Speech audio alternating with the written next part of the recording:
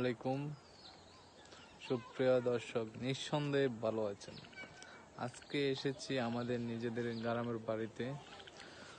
So আমার পিছনে দেখতে পাচ্ছেন অনেক বিশাল পুকুর, আর পাশে দেখছেন সবুজে ভরা রোয়া ক্ষেত। ঠিক আছে, আর এখন হচ্ছে শীতের দিন, বড় পুকুরগুলো শুকিয়ে গেছে, মাছ ধরে ফেলেছে। তো বর্ষা মৌসুমে এখানে মাছ চাষ করা হয়। তো আমি আজকে যে বিষয়টা নিয়ে ডিসকাস করতে চাই, মূলত আমের মুকুল এসেছে আমাদের গাছে। দেখুন, তো বিগত বছরের তুলনা আমাদের আম গাছের যে মুকুলগুলা ফুলগুলা অনেক হয়েছে। যে পরিমাণ ফুল হয়েছে সেই পরিমাণ আম ধরলে আম খেয়ে শেষ করা যাবে না বেসিক্যালি। তো এটা হচ্ছে আমাদের বাড়ির ছাদ।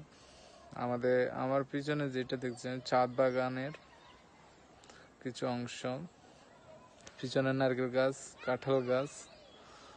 সো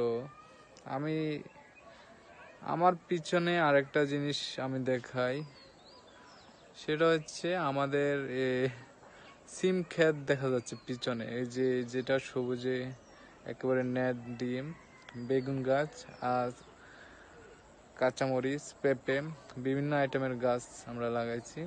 তো আমরা এখানে কি বলবো, আমরা যেটা হচ্ছে আমাদের গ্রামের যেই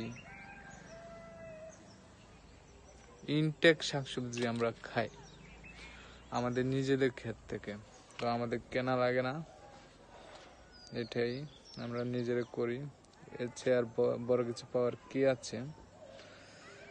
সো খুবই ভালো লাগতেছে গ্রামীণ পরিবেশে এসে, অনেকদিন পর ঢাকা থেকে এসে ক্লান্তিময় বিকেল বললেই চলে। তো আমার এই ব্লগটা করার উদ্দেশ্য হলো, তো ফ্রি সময়টা আমি কাজে লাগাচ্ছি। আপনাদের সাথে আমি ইউটিউবিং করি, আপনারা জানেন আমার রিয়েলস ইভেন্টস নামে একটা ইউটিউব অফিসিয়াল চ্যানেল আছে, সেটাতে আপনারা কানেক্টেড। যেহেতু আমার ভিডিওটা আপলোডের পর আপনারা দেখবেন, তো এই জন্য আসলে ন্যাচারালি প্রকৃতির সাথে মিশে গিয়ে আমার ভিডিওটা করা।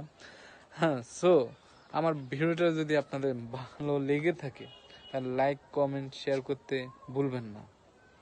ঠিক আছে, ওকে, ধন্যবাদ। আজকের মতো এখানে শেষ করছি। Bye bye.